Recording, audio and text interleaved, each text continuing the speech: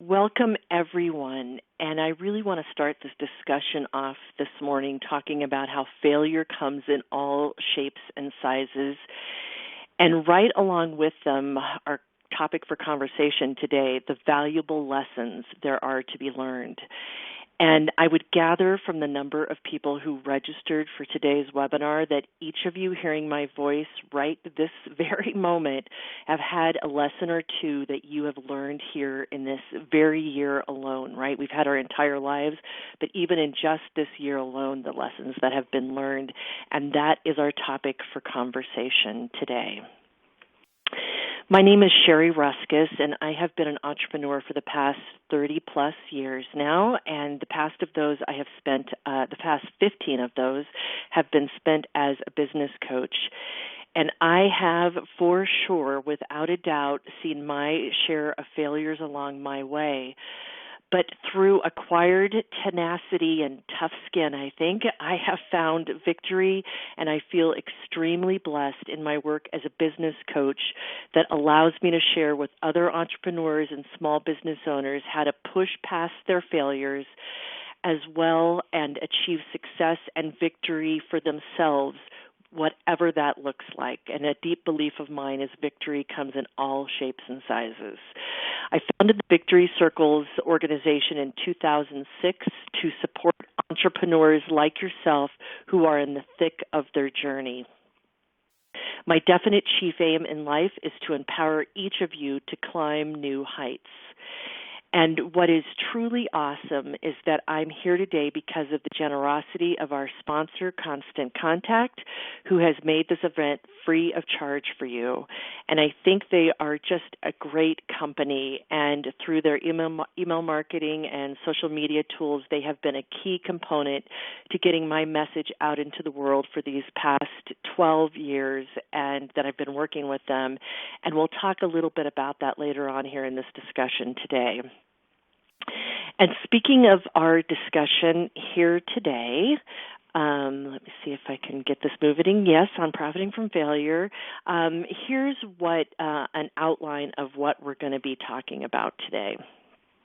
So the first is the mastermind principle of profiting from failure. Is, in fact, an elephant in the room, and what makes it so important to understand the mindset that's required to actually pull off the ability to profit from failures. We'll dive into understanding why not talking openly and freely about our mistakes forces us to pull inwards with guilt and shame instead of pushing outward to find the next leg of our journey. We're then going to talk about the hero's journey. We'll discuss the role our hero self plays in this and how we need to remember that even the greatest heroes have had perceived failures along their way and understanding why we're no different in our efforts as entrepreneurs. I mean, after all, what makes the difficulties of a hero into a story others want to hear? The truth is that they pressed on to pass the challenge to bring a victory of one form or another into their lives and the lives of those that mattered most to them. They took their fear and they crushed it. And then the third thing that we're going to talk about is discovering your turning points. I'll take you back to the perceived failures along your own journey, which Napoleon Hill, who if you don't know, you will soon know before we end this conversation today, he called them turning points and how they actually brought you, in most cases along your journey, a better result as it forced change to happen in ways other than you might have originally thought possible. So, and then from there, we're going to talk about, let me see if I can get these. Okay, we are going to talk about getting your message out into the world.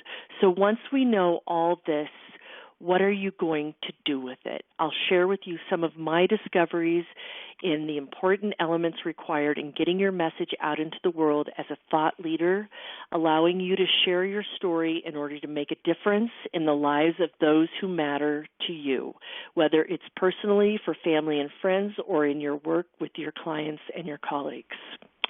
And then last but not least, a discussion would not be complete without next steps. And we'll close our discussion today with what to do from here, right? And with any lesson learned, I want to have you leaving our time together with some action steps to take forward that will assist you greatly moving forward. Some that are free, some that are low cost, and all that have the ability to change your life literally in so many ways. So let's get started. And let's get started with that, talking about that elephant in the room. And it's always best to talk about the elephant in the room. And again, the mastermind principle of profiting from failure is certainly that. And a quick update for those of you who are new to the Victory Circles. Nearly 10 years ago when I founded the Victory Circles, I did so because I knew the importance of group support, the importance of never letting an elephant hang out in the room by speaking your truth. That really is the basis for any strong and long-lasting mastermind group. After experiencing a few banged knees in the previous 20 years as an entrepreneur, as well as some pretty amazing victories, I knew not only the power of coaching in both the great coaches who had mentored me along my way, as well as others that I had the opportunity to coach towards their own successes. And there's also this growing need I felt to stop spending time going to superficial networking events that anybody who knows me knows I hit a brick wall one day, and I wanted to spend more time in fostering richer and deeper relationships with people who really matter to me. So the idea behind the Victory Circles was to create mastermind circles where you could learn, grow, and be honest about the state of your business. No glittery, quote unquote, everything's wonderful networking talk. Just honest conversations that allow you to speak out loud and quiet the inner voices that may be sending you in the wrong directions in your business. From the moment of that very first Victory Circle meeting, I knew that this was where I would be spending the rest of my career. It was that powerful. And after our first meeting, though, I knew we needed to not just randomly talk about whatever came up. We needed to have a curriculum to actually work from. So I built one based on my life's work and with the assistance from Napoleon Hill, and his work, which I'll share with you in just a few minutes. But I wanted to share with you an important story that really changed me from the inside out before I do that. And each of us has our story to tell. And there we go. Each of us has our story to tell. And mine came to a crescendo in my business life in 2001. And I dug really deep within myself to tell my story out loud in the introduction to my first book, The Victory Letters, Inspiration for the Human Race. And in it, I would find my greatest strengths as an entrepreneur and a business coach. So what I thought I would do at this point right now is just read to you directly from the book for a minute to give you the story just as I wrote it back then, to give you an idea of what I'm talking about. So here we go. And it goes, over 2 years ago, I began this journey deep into myself, bringing out thoughts and ideas in the form of the written word. At the age of 43, I was looking at the person I had become and all the directions my life had taken me. A full life had been enjoyed through the experience of my journey, from that of a child to a young woman to, I guess you could say, a mature woman. You can be sure that I have had my share of laughter and joys, tears through my failures and sorrows, finding myself in a mental place of strength and self-proclaimed victory. No, my bank account was not quite right. In fact, during the course of these writings, I filed for bankruptcy after years of keeping the financial balls in the air. Between changes in the business climate, a business move in the wrong direction culminated by the events of 9/11, I was forced to realize what I had thought was one of the worst things that could happen to me, that I would have to admit to the ultimate financial failure. One of my life-defining moments was the day I drove to downtown Denver for my bankruptcy hearing. Totally mortified that I could not pick up the pieces that had fallen in my financial world, I cried most of the way there. as I had done for days and weeks prior. I felt like a complete failure. All the successes I had had in my business life for almost 20 years were forgotten. I simply could not forgive myself for allowing this to happen. While walking to the courthouse, I spotted a beautiful little Catholic church nestled among the skyscrapers. Running early for my hearing, I decided to stop and say a prayer for my mental strength to get me through the morning's proceedings. There in front of the church was a line of people. At first I thought they were waiting to get into the church, but then quickly realized they were waiting in line for the free food that was being given out. Wow, what a revelation that was. Here I was concerned that I would have to deal with this failure, and here were these people who didn't even have the money to buy a meal. Walking into the church and sitting down, I was really struck with the beauty and the peace this church possessed. As I sat and said my prayers, I watched those who had gotten their food outside as they sat in the church pews and ate them. I became so filled with gratitude for my life that I had been given. It became quite clear that my family, my home, my health, my whole life, just as it was a great success in so many ways. I knew as I sat there this morning watching them fill their stomachs that my heart and my spirit had just been filled with so much more. That morning, I was sure to say an extra prayer for those people. They too would find their way. The strength that I had been looking to gain came to me tenfold. The proceedings went quickly and fairly painlessly. I headed home vowing to make a difference and to share things I had learned along my journey. In reality, it had just prepared me for the next stage of my race. I get emotional every time I read that. It's just something that came so deeply from my heart and again made a difference into so many people that over the last 12 years that I've shared that story with, it's just been really phenomenal. So it's really what we're talking about here today of getting to that point of being able to share the story because you've moved past the story, right, not holding it from within. Remembering that most of the time when a failure happens, nothing's done intentionally. It's just that I'll just use the word shit happens, right, in our life that we didn't plan on. All right. So I adapted the principles that would drive the Victory Circle's initial curriculum and organization as I was sharing with you. And it was natural that I would go to Napoleon Hill's Law of Successes. He was the first person to officially coin the term mastermind and had first inspired me in my early 20s with his classic book, Think and Grow Rich.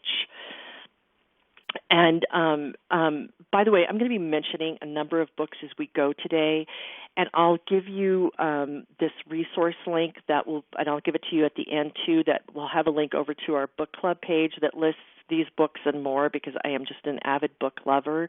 I think that they are powerful tools, and my office here is filled with many of them that I call my dear friends. And I'll tell you the thing about reading that I think is so powerful in this whole equation that we're talking about this morning is that I love getting up every morning, and first thing that I do is my meditation and reading in the morning.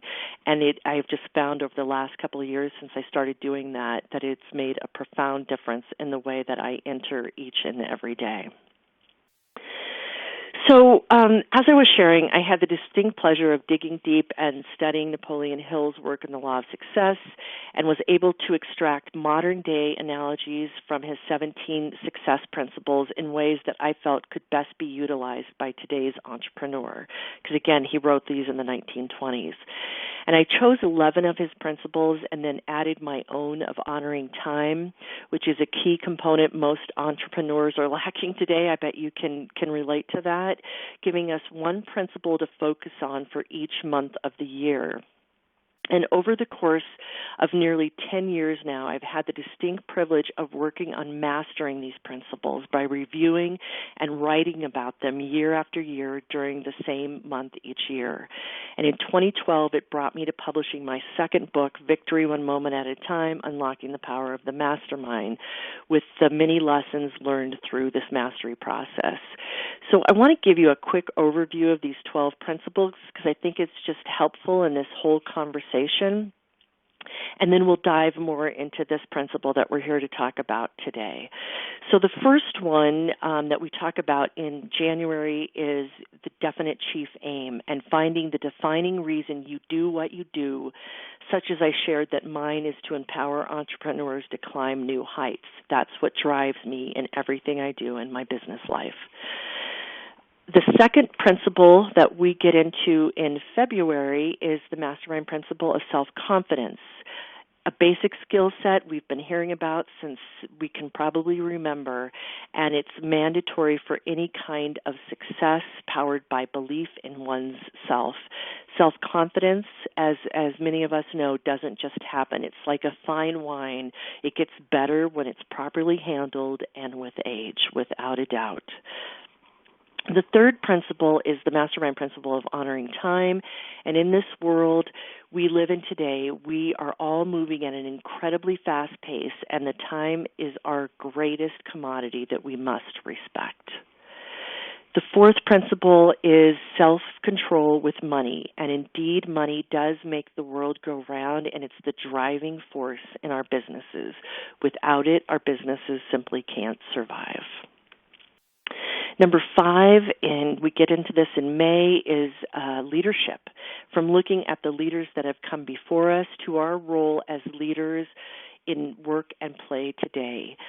Great leadership makes such a difference, and all of us, especially as entrepreneurs, need to heed the call to it. In June, we get into imagination and finding ourselves inspired to innovate and create things in new and meaningful ways. In July, we talk about the mastermind principle of unique personality, and one of the things that I love about these principles is how they start to intertwine with each other. And for this one, when you fully accept yourself for the unique person that you are on this planet, your self-confidence soars, right? So as we got older and more mature, hopefully that got better and better, and really understanding what our unique personality is. The 8th mastermind principle is accurate thinking. And with this principle, I find myself always asking, when do you put time in your schedule to actually do the important task of thinking? It's so critical in all that we do. We don't always need to be doing. Sometimes we just need to let our minds work.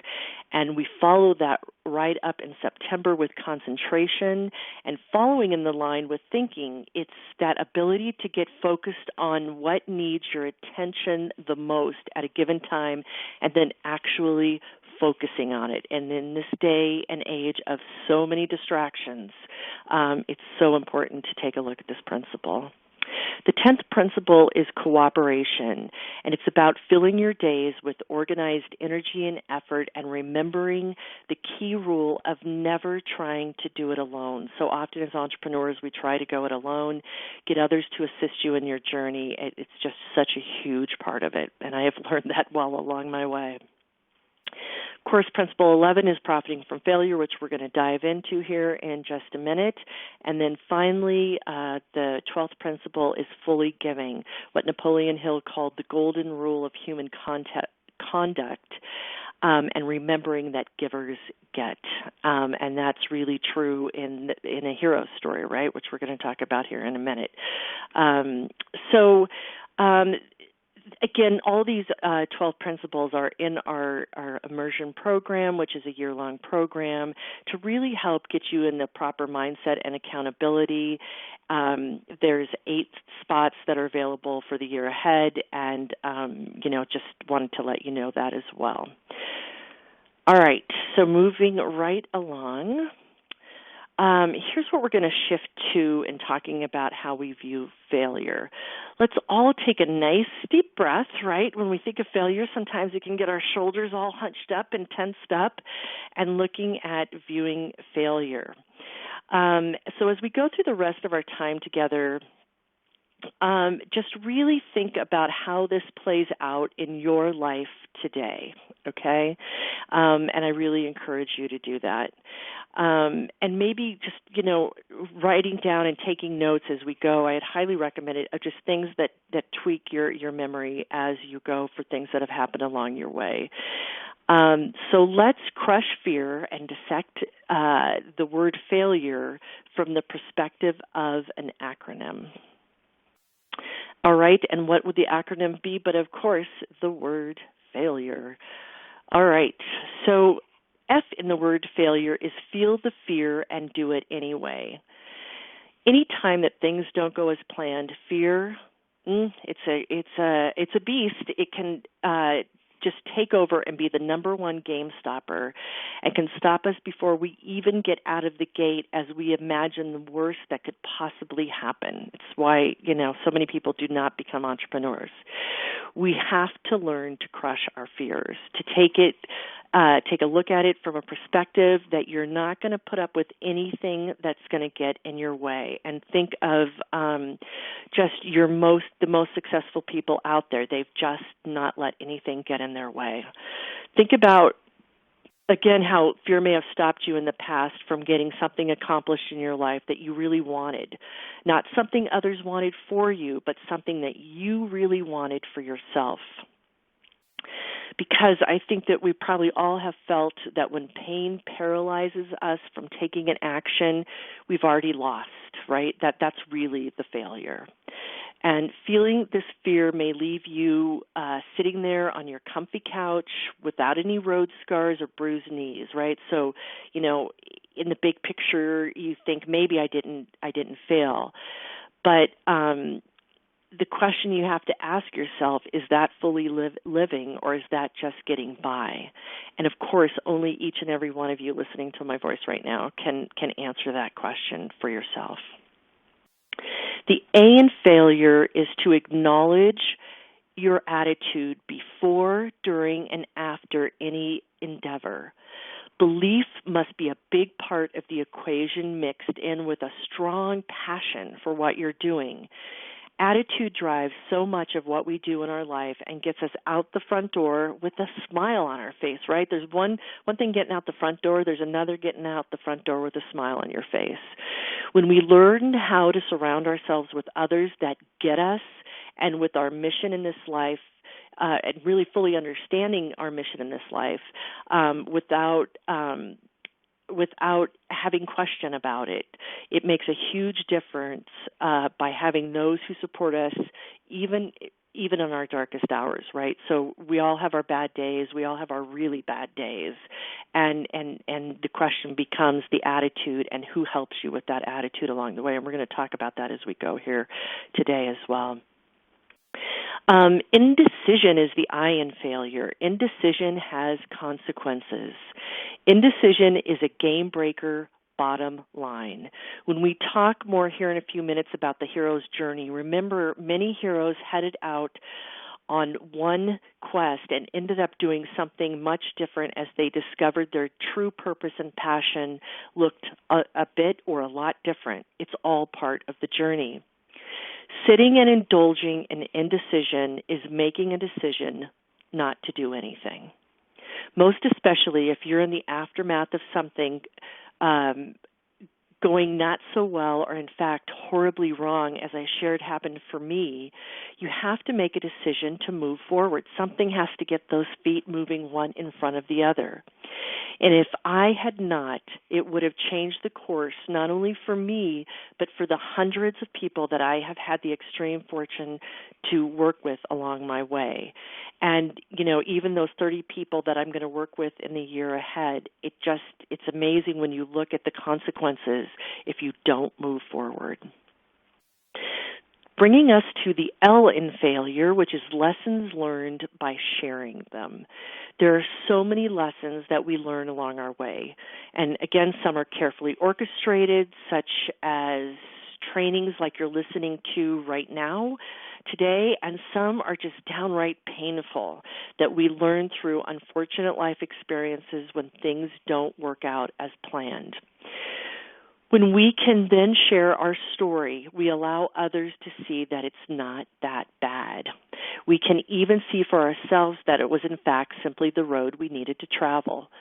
So I want you to think as we move through this time together about everyone whose lives your life has affected, from those you might be mentoring, your children, your friends, your colleagues, maybe your clients, and how your lessons learned will actually make their journey a better one.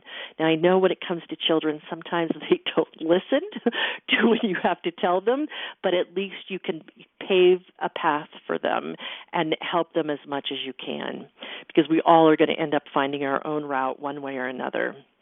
And it's really the foundational element of leadership and comes into place here loud and clear with this whole lessons learned and really being forthright and sharing your own lessons learned.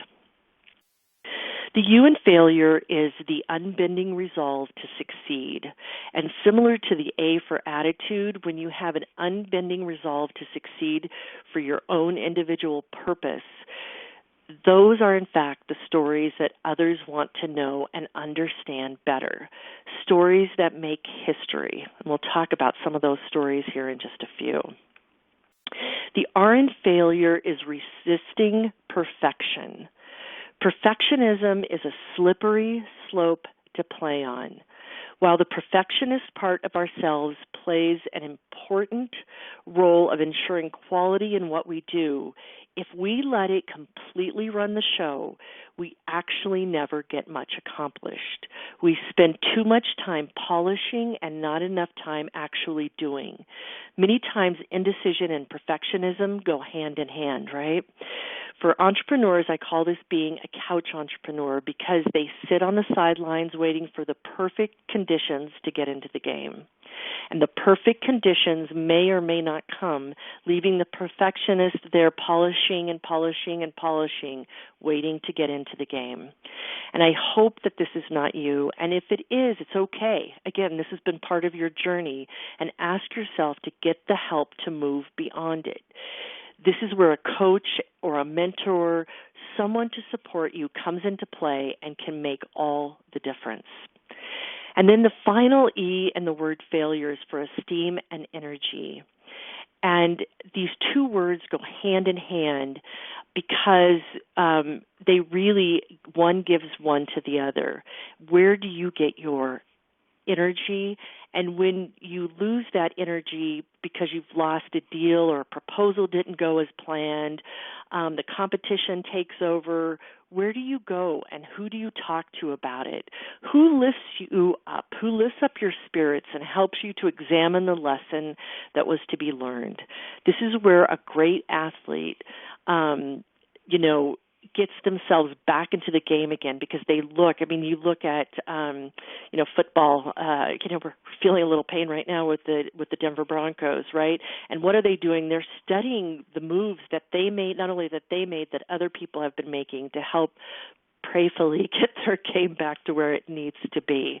It's essential for short and long-term success. And if you look at all of these elements in the word failure, ask yourself where you stand right now today with them, because before we can move forward, we have to, with any kind of change, we need to be honest and accurate where we're standing right now. So with that, I want to talk to you about the hero's journey. And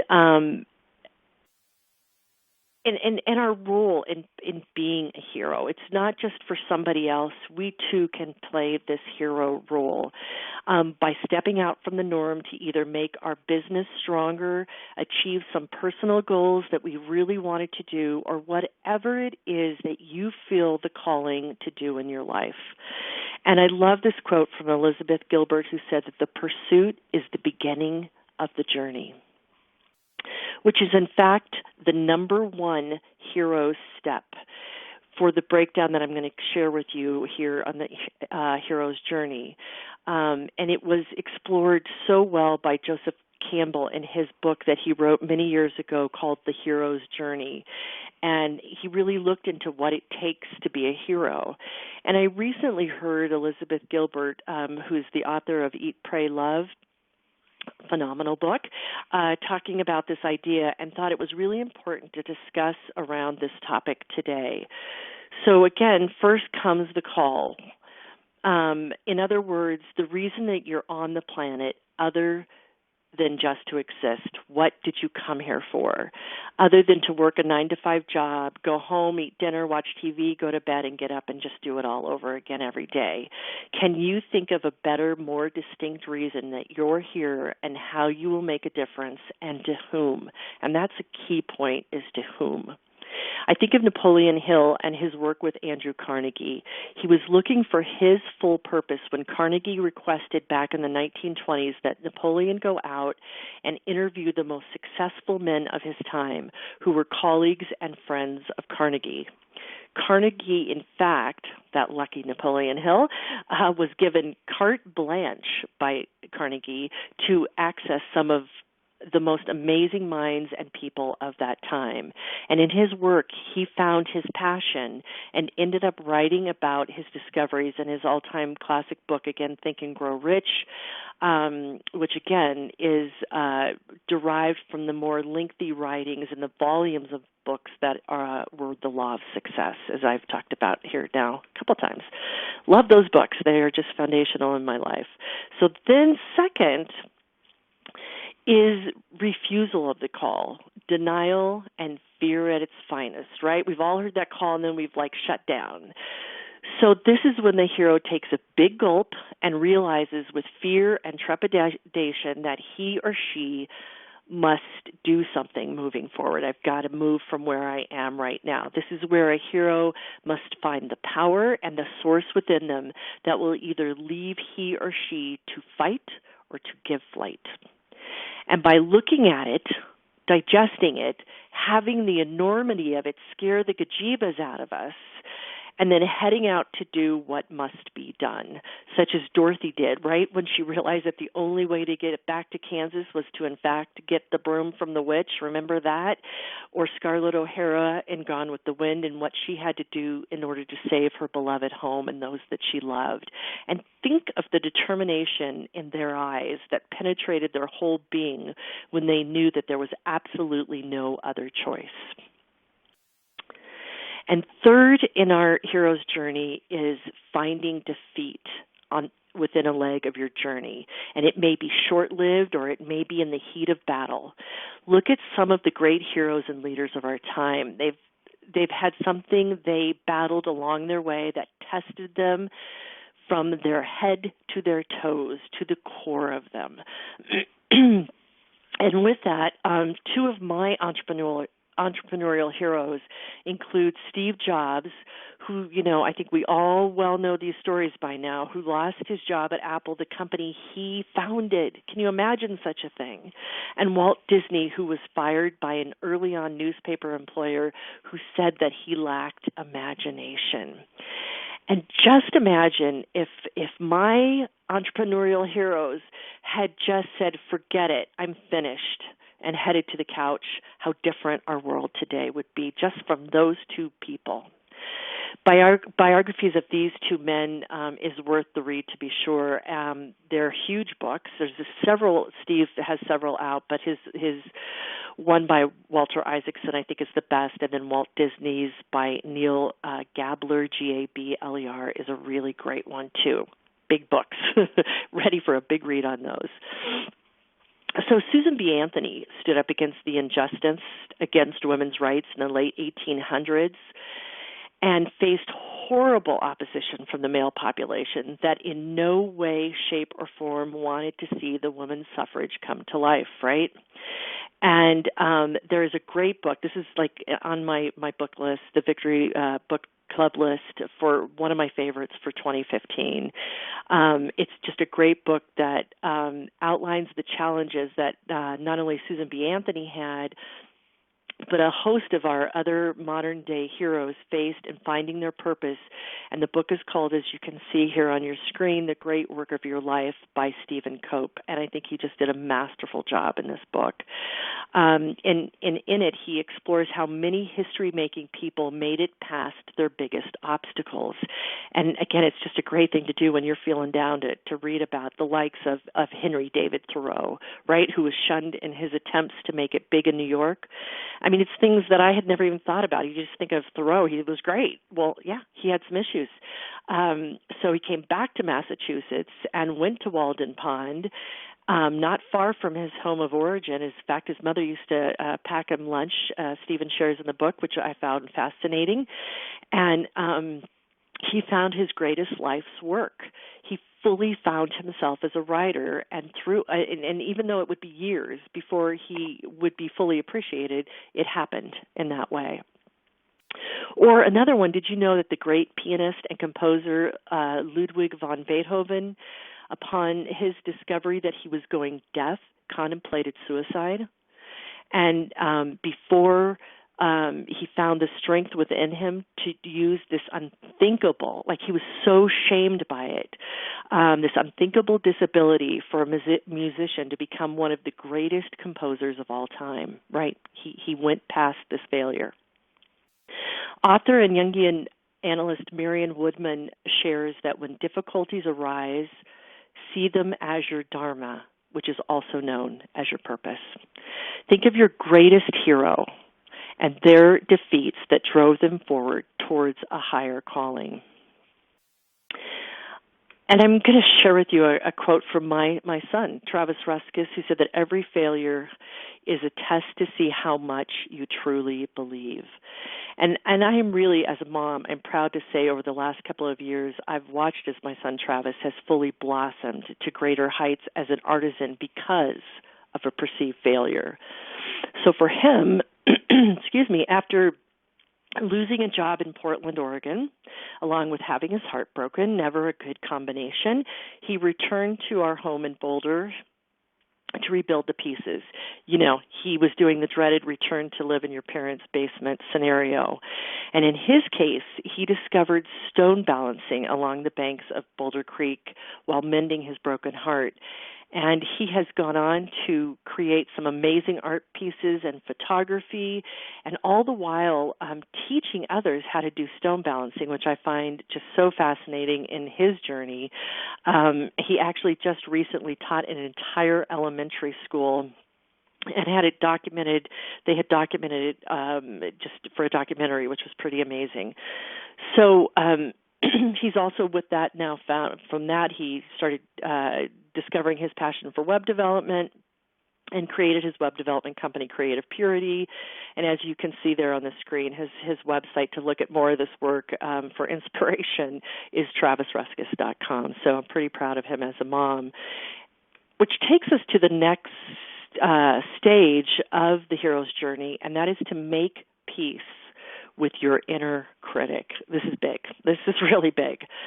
To let go of the shame and to know that the reason for your journey matters more than anything else. Push forward from the power of the source from within you, and destiny will unveil itself for you. Luck is always an option following opportunity. And this picture, I'm just delighted to share this with you too. Author Brene Brown has had 3 of her books in the top 10 of the New York Times bestseller list and talks a great deal about shame and vulnerability. I love Brene's work as a tool to bring our issues to the forefront instead of always pushing them to the back, because your inner critic can also become your greatest friend if you're not fueling them. And in this picture, once again, my son Travis had the opportunity to recently attend a live interview between Brene and world-famous photographer Chase Jarvis at the Creative Live Studios in San Francisco, where Travis now has gone to live. And when the opportunity called, they went to the audience for a question, and Travis bravely stepped up and asked Brene and Chase, he said, if you guys could give advice to your 25-year-old self, what would it be regarding vulnerability and moving forward? A really great question, and one that I want to have you ask yourself right now, is to just think about your 25-year-old self back in the day. It may be some of you may not have reached it yet, but if it's back in the day, what would your 25-year-old self tell you? Well, here was what Brene's answer to the question was. She said, all the pleasing and proving and perfecting that you're doing is getting in the way of what you're supposed to be doing. You will never live the life you want to live and not disappoint other people. You will need to choose now. And I simply love that advice of Brené's, just, of living your life. Bottom line is that the goal you want to achieve has to make peace with your inner critic, whose number one goal, again, is not to sabotage you, though that might seem surreal some days when your inner critic is at its best, but it's there to protect you. And don't let negative judgments of others get in the way from following what you're meant to do as an entrepreneur or any other place in your life. There are, in fact, also empowering, because when that happens, again, you're empowering your inner critic, or they are, either with your negative talk or their negative talk, empowering your inner critic to stop you from what it fears will harm you, right? It's trying to protect you. And when you get back up smiling and let your inner critic know that you're stronger than before the fall, that part of your mind actually relaxes with more confidence and allows the best parts of you to fully run the show. We're going to talk about that a little bit more. And as we step into the final step of the hero's journey, it's to come back home a hero. This is where you share what you've learned on your journeys, not from a place of ego, but from a place that is full of creating new opportunities for others because of the heroic ventures and your ability to make a difference. In the book, The Power of Habit by author Charles Duhigg, he shares why we do what we do. And a great example in the book is the phenomenon around the events that led to Rosa Parks, an unassuming, petite 42-year-old African-American woman, to become a pivotal hero in sparking the civil rights movement on December 1st, 1955, a pretty important day in our country's history. And what's really interesting in this story of Rosa is how she became a hero because she was tired. It had been a long day, and she was tired physically and tired of the injustice that she was not allowed to sit where a white person might want to sit, even though none were in sight at the time. What brought Rosa to hero status is that she had made it a habit in her life to connect with people of all races and economic levels through her work and her volunteering in the community. Yes, what raised her to hero status was that she cared about others. And a wonderful quote of hers, as you see on the screen here, is that each person must live their life as a model for others. That was what was backing her. And this can be a calling creed for any hero who's going to make a difference, because beauty is indeed in the eyes of the beholder. So now I want to turn to this idea. We've covered a lot, but I want to now turn to you and to this idea of discovering your turning points. Point number 3 of our focus 4 points of discussion here today is all about making peace within yourself to fully gain the momentum and to allow yourself to make peace with your inner critic. And this happens most authentically by being fully honest with yourself about the course of your journey so far. We talk about the good, the bad, the ugly, and just really what it is. And honesty does not mean beating you up. That does not count. Honesty is just letting it breathe the light of day. And the cool part, I believe, that when you dig into your story, and this time, as you do it, discover your turning points, is really that you've created in that process your own unique hero story. I think each of us knows our inner critic well, as we've been talking about, and you may call it anything from the negative voices in your head to your monkey mind. I know people call it a lot of different things. And this is that voice or those voices. There may be more than one. I know Elizabeth Gilbert talks a lot about the multiple voices in her head when she ended off taking off on her journey that she did that took her to the book Eat, Pray, Love. And they keep you in conflict with yourself, right? Just constantly having this inner dialogue that isn't always so pleasant. And your inner critic is usually the band leader that can throw you into indecision or give you that bad case of perfectionism that we talked about, right? Because your inner critic's out there saying, not yet, it's not time yet for you to do this. You're going to get hurt, don't do it, right? So we've all heard it. And again, it's designed to protect you. But the question really comes to light whether you need protection or not, right? Because your inner critic isn't always right.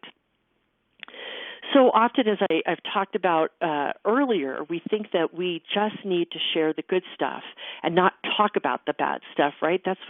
I was taught that as a young girl going to Catholic school, that you just put all that stuff in the back and you didn't talk about it. You didn't talk about the missteps or anything bad that happened.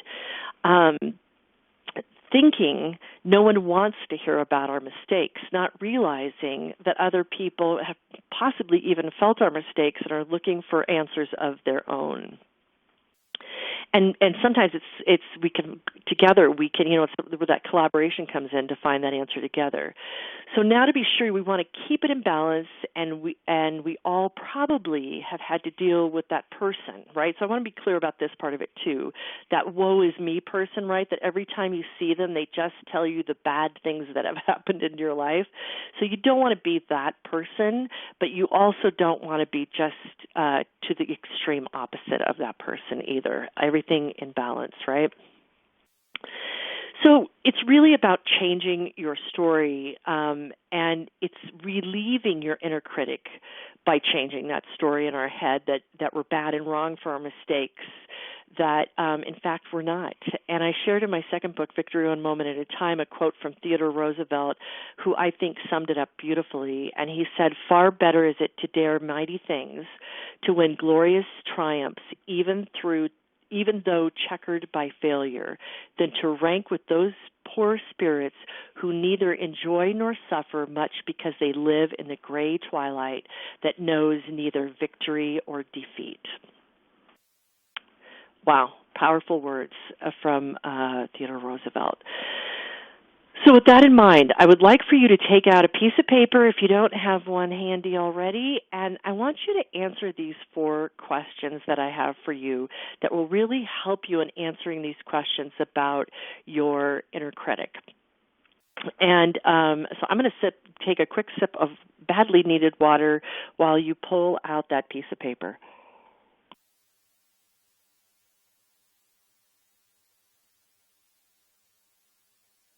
Okay.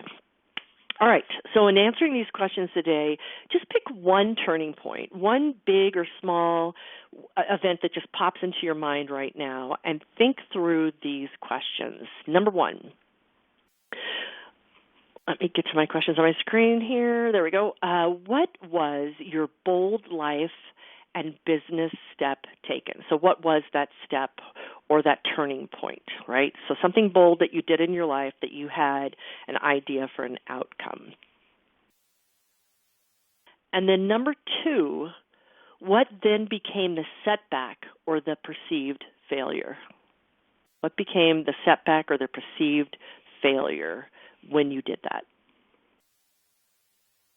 Number 3, what were the lessons, and I realize I'm going fast, and just because of time I'll do that, but I want you to know that, in the recording, you will get a copy of the recording. I would recommend that you come back and listen to these, and if you're listening to these recordings after the fact now, if you hear my voice, and you're not listening to it live, I would recommend that you stop at each one, stop the video recording, and go through these. So number 3, what was the lesson learned, the other thing, the way to think of that third question is the change that might not have happened in your life. Our life course, we think about, if this hadn't happened, I might not have met my life partner, or I might not have met, something along the way. So look back over the course of your life and really you see what pops up, which brings us to number 4. which is, how did you share this lesson with others?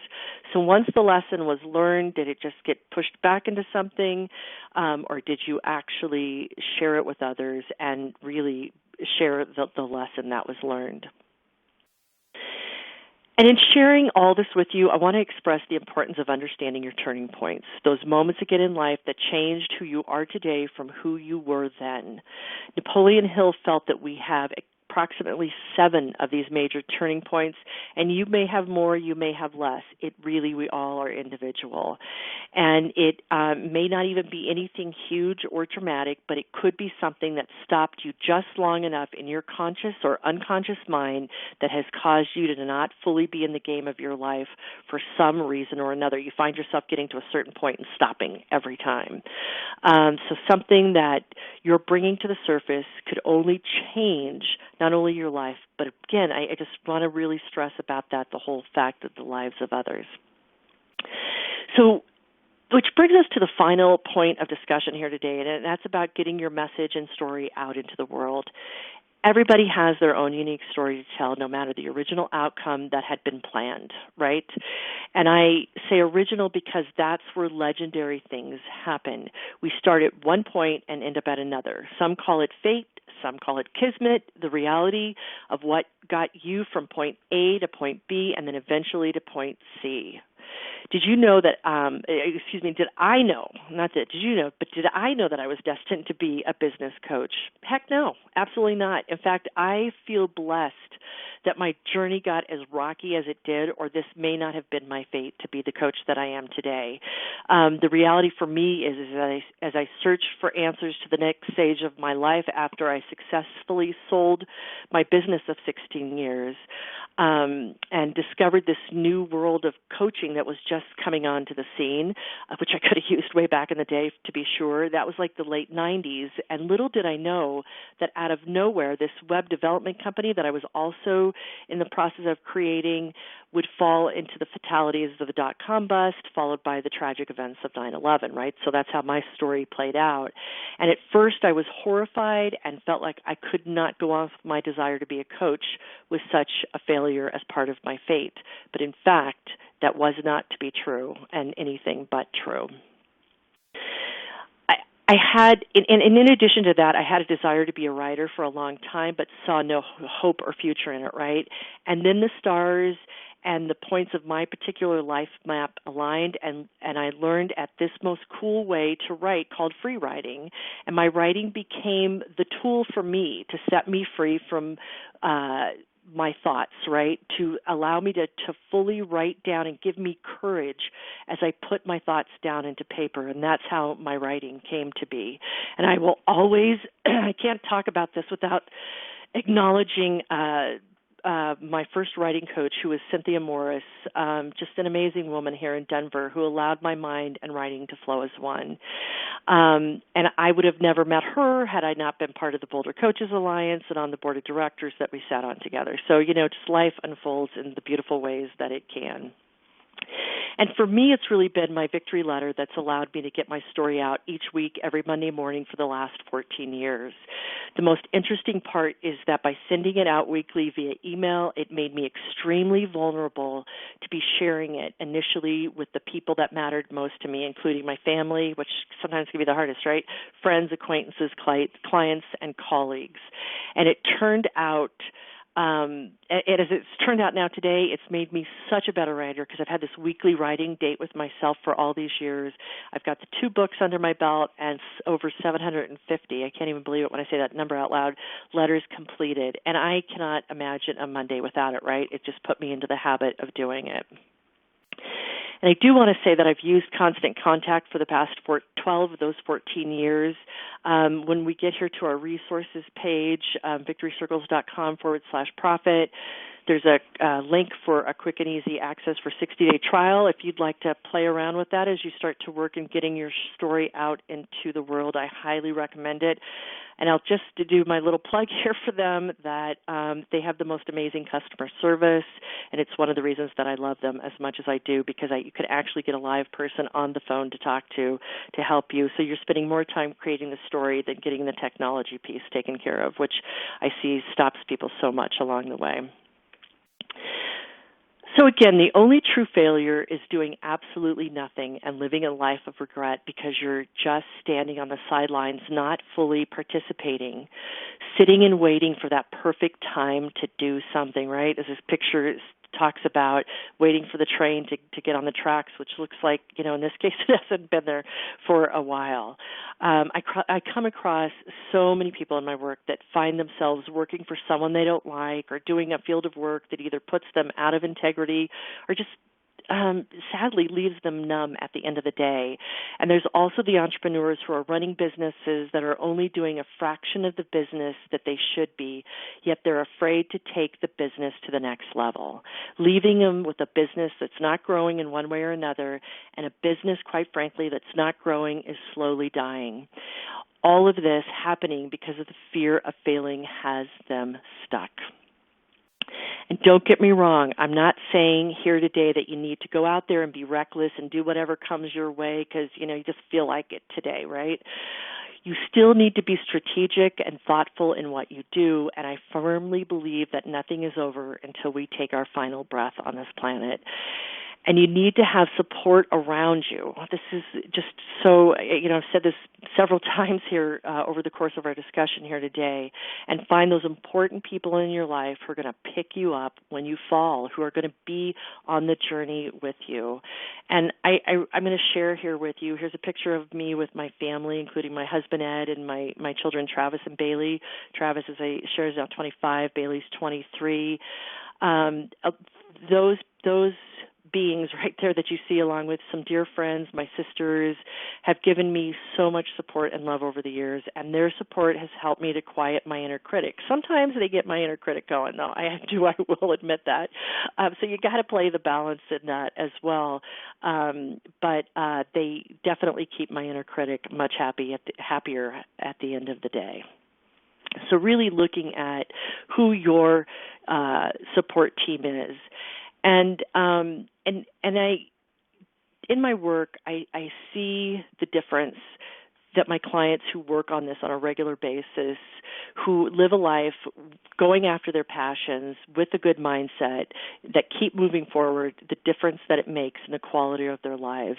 And over the years, I have needed and sought support from other entrepreneurs. It's the whole idea Napoleon had about hanging out with like-minded individuals who get what you're doing at times when you need to hear them the most. Think about it, the words you hear when you need to hear them the most. Others that have positive insight, maybe within your industry or something with your target audience, allowing you to quiet the voices in your head of your inner critic, right? Whatever you can do to get that little person in your head happy. Inside Out, that new movie that came out, great movie. Love that because of, talking about all those voices in your head. Again, your inner critic is a powerful force that you have to acknowledge it. And then if you're finding it getting louder and louder because you've been isolating yourself in your work, find a way to relieve yourself from that. And I'm almost wrapped up here. I know we're at the top of the hour, but just give me a couple of extra minutes here, and I want to share with you a couple more things. This is a great picture here. I just absolutely love it. Again, it really depicts what I love about hanging out with like-minded people in the mastermind process.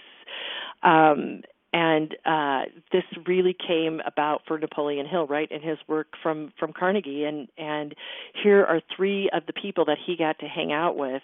And it's Henry Ford, Thomas Edison, and Harvey Firestone, who back in the day, they were in a mastermind together. They were good friends. They were colleagues.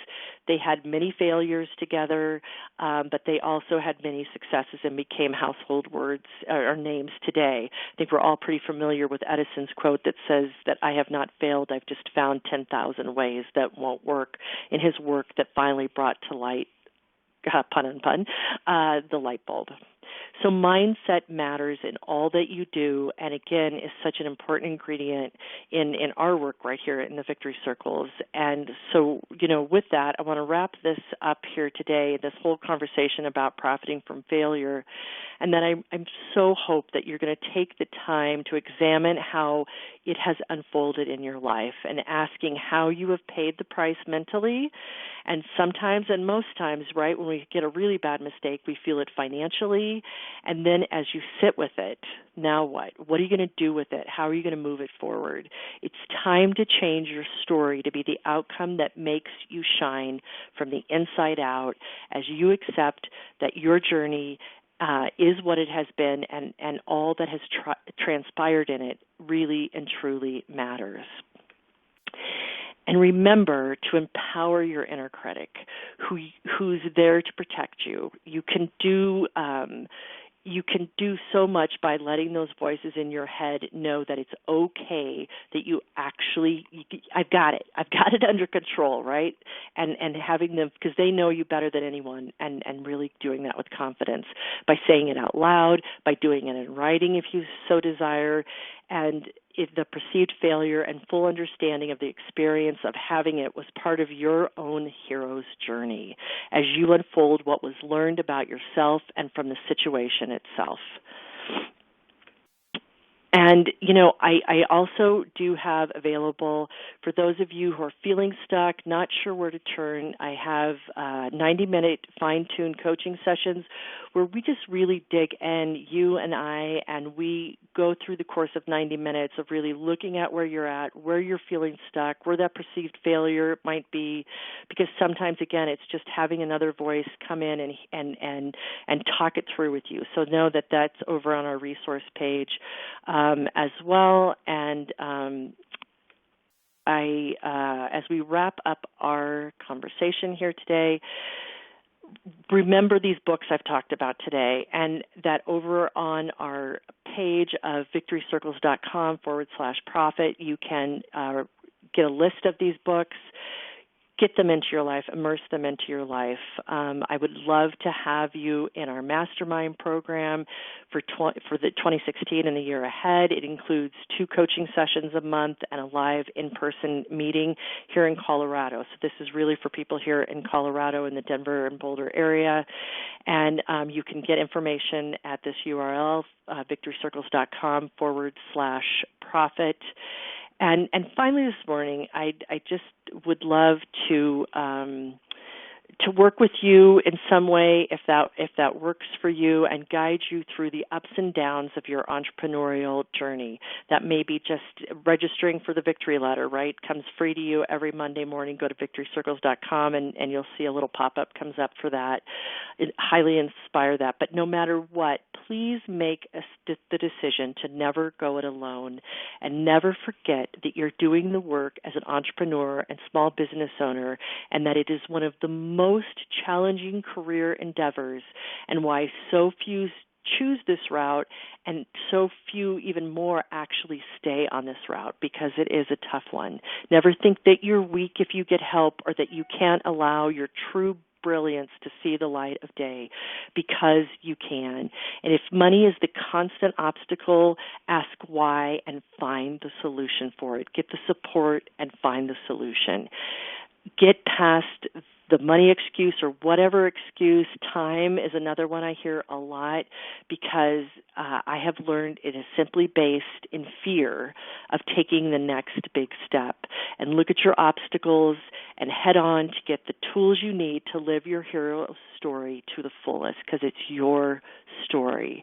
I want to thank you for your time today to hear about my thoughts on this critical 11th mastermind principle of profiting from failure.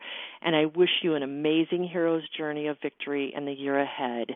And take good care of yourself on this journey that we're on together. Take care. Bye-bye.